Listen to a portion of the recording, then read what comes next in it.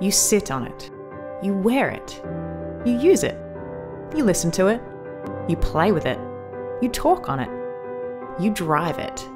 From paperclips to spaceships, our lives are full of it, and it's called plastic. On the molecular level, plastics are made of polymers, which are long, flexible chains of chemical compounds.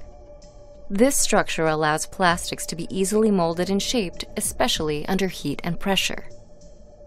Most of today's plastics are man-made and derived from fossil fuels. Crude oil and natural gas are primary sources as they provide a cheap alternative to plastic made from plants. The first step in the production of plastic is the extraction of crude oil and natural gas from the ground. From there, the fossil fuels are sent to refineries where they are converted into several products, including the building blocks of plastic, ethane from crude oil and propane from natural gas. Ethane and propane are then sent to a cracker plant to be cracked or broken down into smaller molecules. Ethane produces ethylene, and propane becomes propylene. Next, a catalyst is mixed in, which links the molecules together and forms polymers called resins. This structure allows plastics to be easily molded and shaped, especially under heat and pressure. Polymerization converts ethylene into the resin polyethylene and propylene into polypropylene. These resins are then melted, cooled down, and chopped up into pre-production plastic pellets known as nurdles. Nurdles are later transported to manufacturers who use heat to mold the nurdles into different types of plastic products. Many of those products actually feature information about their manufacturing process. Numbers called resin identification codes are often featured, indicating which chemicals were used to make the plastic. Because of plastic's utility, its global production has doubled about every decade. The amount of plastics produced since 1950 has measured at about 9.2 billion tons, the weight of nearly 1,600 Great Pyramids of Giza. Much of this plastic ends up as trash. Plastic is a remarkable product. It's everywhere, and we keep thinking of new ways to use it.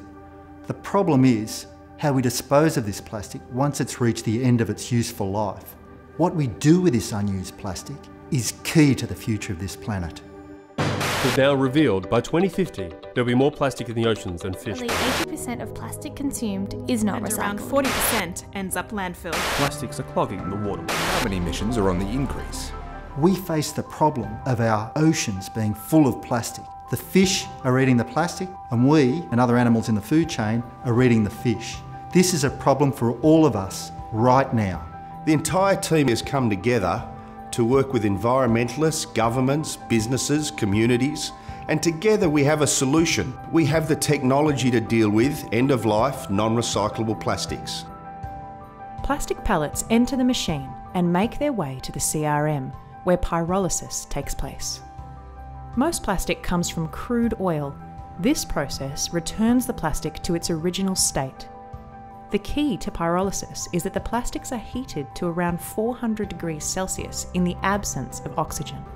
Under these conditions, the plastic molecules break apart, returning them to the smaller hydrocarbon chains they began as. The hydrocarbon is then cooled and refined to produce road-ready diesel and petrol from sites that are environmentally friendly, clean, quiet, and safe. We are talking about utilising plastics to support activities that would otherwise require fossil fuels. We are supplying fuel that supports our current daily lifestyles. We are not increasing the use of fuel, but we are ensuring that its use does not further exploit our current scarce resources. We have worked hard to ensure that our solution improves the planet's sustainability. Our solution results in reduced landfill, reduced waste plastics, and reduced exploitation of fossil fuels. It also contributes to locally made fuel, cheaper petrol, and increased employment. It is an Australian-made solution to an international problem. Most importantly, our method of production has been independently verified as reducing our carbon footprint. By reducing our carbon footprint today, we're helping to make a better tomorrow. We have a solution to this problem right now. But even more so, as a company, we're investing heavily into research and development to be true to our company ethos of cleaning up our planet well into the future. Unfortunately, we're at a critical point right now. This isn't about a problem that might happen, it's about a problem that has happened and is continuing to happen. We need to act now. We have an obligation to future generations to fix this, and we can. Yes, we have the power to change the future. It's our planet, it's our home, and it's beautiful. Please support us in protecting our future. We are not asking for money, we are just asking you to stay informed.